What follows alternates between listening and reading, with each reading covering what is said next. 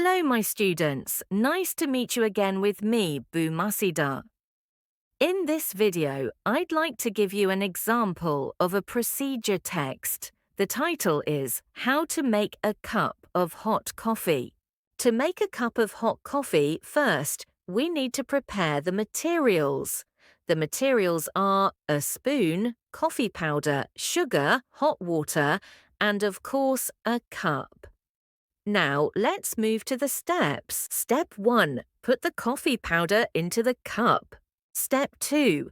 Add the sugar according to your taste.